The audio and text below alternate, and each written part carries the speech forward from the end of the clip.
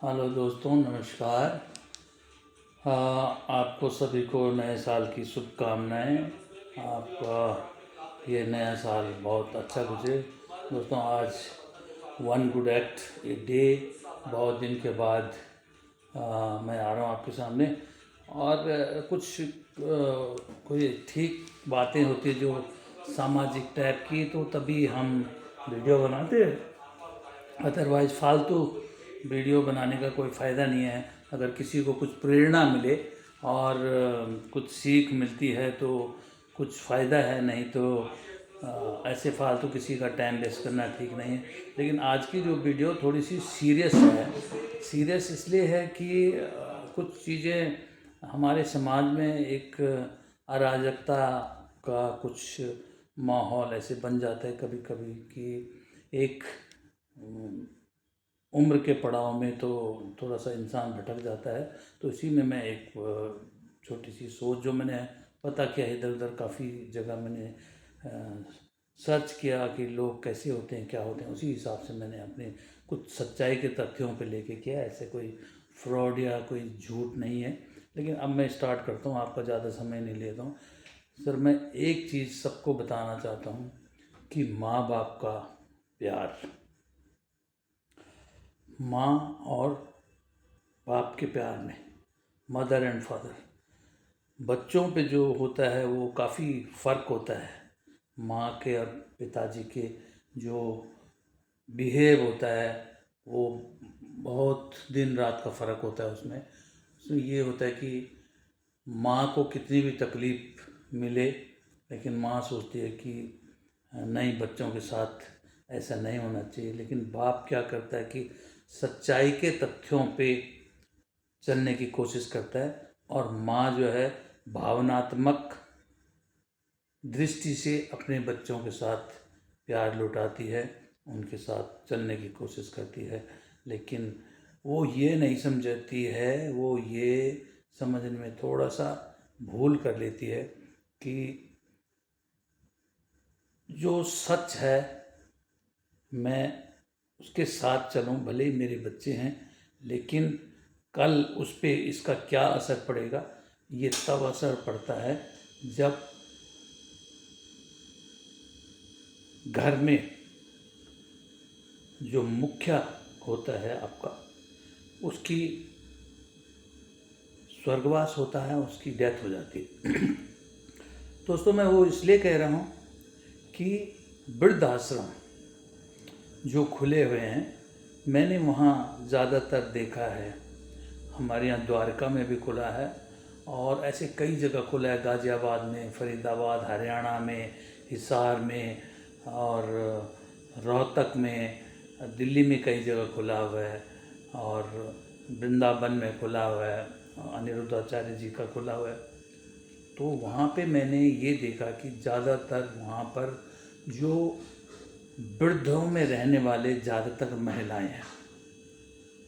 और वो महिलाएं इसलिए होती है कि वो अपने बच्चों पे कुछ ज़रूरत से ज़्यादा भरोसा करती है, जबकि उसका जो जीवन साथी होता है वो उसको काफ़ी कुछ समझाता है कि देखो, ये चीज़ें अपने लिए स्टैंड बाय रखो।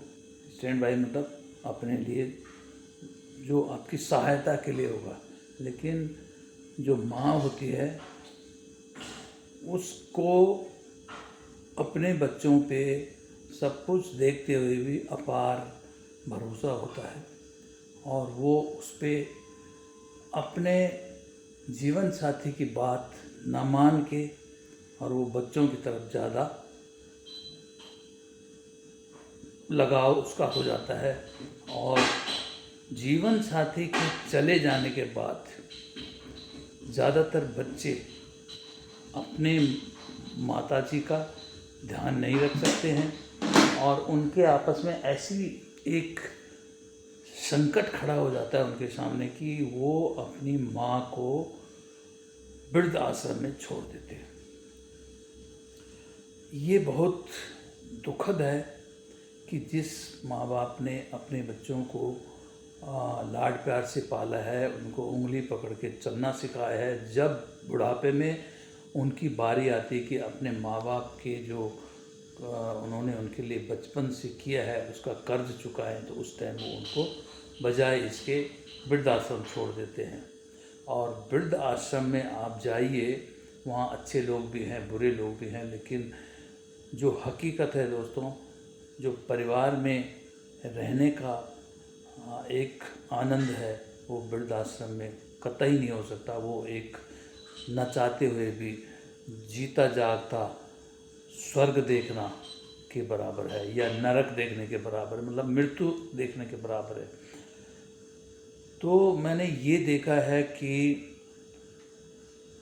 महिला और पुरुष में सिर्फ इतना फ़र्क होता है कि किसी आश्रम में आप जाइए तो अगर आपको 100 महिलाएं मिलेगी तो 50 या 60 या 40 पुरुष मिलेंगे। उसका कारण दोस्तों ये होता है कि माँ अत्यंत भरोसा अपने बच्चों पे कर लेती है, अंधा भरोसा कर लेती है। कभी भी आपके बच्चे हैं, आप इनको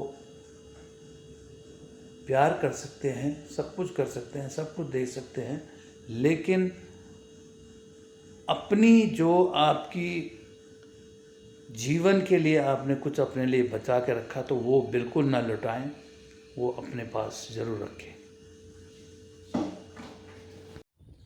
हर एक मामले में ऐसा नहीं हो सकता है, लेकिन अगर जहाँ तक आपके पास कुछ है, जिसके पास कुछ नहीं है, जो एकदम गरीब है, तो वो कुछ नहीं कर सकता। लेकिन जिसके पास है, अगर आपके पास स्पेस है किसी भी चीज़ का, पैसे से लेके घर से लेके ज़मीन जायदाद से लेके, तो उसको अपने पास बचा के रखिए, क्योंकि आपके बाद आपके बच्चों का ही होगा वो। लेकिन जीते जी इस चीज़ को अपने हाथ से निकाल देना और बच्चों के हाथ में दे देना, बच्चे आपके हैं, मैं किसी भी कोई भी मेरी इस बात को अन्यथा ना लें, लेकिन जो एक जैसे सांस है आपकी, तो जो आपकी सांस है वही आपके काम आएगी। वही चीज़ उस पर अप्लाई होती है कि आपके पास कुछ है तो बच्चे भी आपकी सेवा करेंगे, या उस पैसे के लालच में आपको सुबह शाम का खाना पीना आपको प्रोवाइड करेंगे। और नहीं करेंगे तो आप किसी को भी वो पैसा दे सकते हो, दान दे सकते हो, और आपके जो कर्म हैं उस पे वो लगेगा। ऐसा नहीं है, कभी कभी ये होता है कि आदमी के पास पैसा होते हुए भी कुछ नहीं होता है। वो कुछ लोगों को मैंने ये भी देखा है, आप देखेंगे हरिद्वार में भी बहुत सारे आश्रम हैं बने हुए, वृद्धाश्रम हर जगह आपको मिल जाएंगे, राजस्थान में मिल जाएंगे। सब कुछ होते हुए भी उनके पास कोई पानी, एक गिलास पानी देने वाला नहीं रहता है। वो ठीक है, लेकिन उनको कम से कम उस टाइम ये मलाल नहीं होता है कि मैंने सब कुछ इनको देने के बाद भी इन्होंने मेरे लिए कुछ नहीं किया। कम से कम उनके पास एक ये होता है कि ठीक है, अच्छा हुआ मैंने इनको ये सब कुछ नहीं दिया, नहीं तो मैं जान तो मेरी जा रही है, लेकिन जान के साथ माल भी जाता है, धन भी जाता है। लेकिन आपके बच्चों पे आप भरोसा करो और अपने बच्चों को अच्छे संस्कार दो। ऐसा नहीं कि हर किसी के साथ होता है, लेकिन आजकल एक ट्रेड चल चुका है दोस्तों। मैं ये नहीं कह रहा कि हर किसी को, लेकिन आप वृद्धाश्रम में जाइए, अगर आप कभी चक्कर लगे किसी भी वृद्धाश्रम में तो आप जाइए, वहाँ आपको मिलेगा कितने लोग वहाँ रहते हैं, और उनकी कहानियाँ अगर आप सुनोगे तो आपको मेरी तरह एक माइंड आपको डाइवर्ट होगा उस तरफ की ये चीज़ें हमारे समाज में जो हो रही है वो गलत है।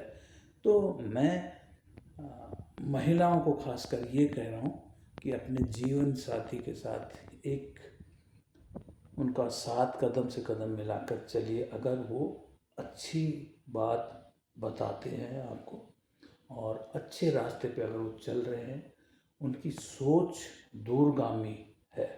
मतलब इंसान की दूरदृष्टि होनी चाहिए कि अगर मेरे पास सब कुछ है, मेरे बच्चों के पास भी सब कुछ है, तो कोई ज़रूरी नहीं कि आपने जीते जी देना है।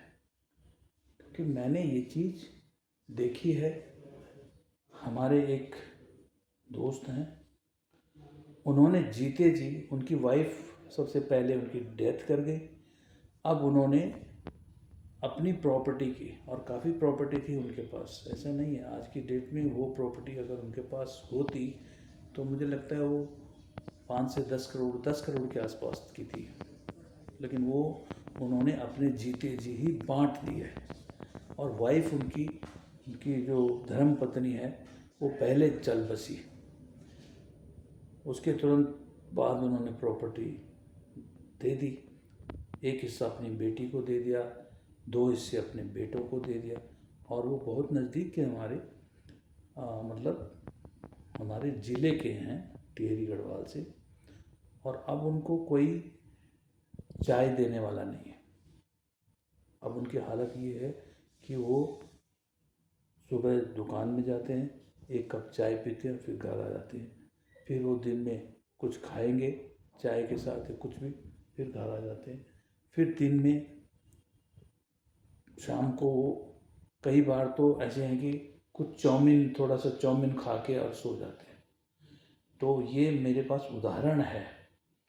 उन्होंने एक हिस्सा बेटी को दिया, 2 हिस्से बेटों को दिया।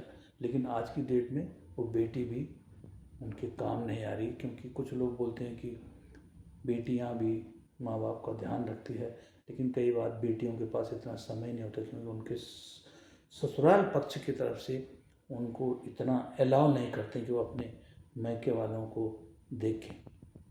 कुछ लोग नहीं देखते, कुछ के पास टाइम नहीं होता, कुछ का दिमाग जवानी के जोश में इतना हो जाता है कि वो ये नहीं समझ पाते कि हम भी इस अवस्था में आएंगे। तो दोस्तों, आपका टाइम ज़्यादा ना लेके मेरा यही एक वन गुड एक्ट में एक ही था। अगर आप लोगों को अच्छा लगे तो भी बताइए, और आपको अच्छा ना लगे तो ज़रूर कमेंट करें। और मेरे यूट्यूब चैनल में भी आप देख सकते हैं, विक्रम सिंह चौहान, या उत्तराखंड प्लाइन के नाम से भी है, तो उसमें भी आप सर्च कर सकते हैं, उसमें आप कमेंट कर सकते हैं। और डायरेक्टली फेसबुक में भी कमेंट कर सकते हैं, बता सकते हैं कि इसे ठीक है या गलत है। धन्यवाद, thank you. One good act day को ज़रूर एक बार आप देखें। Good night.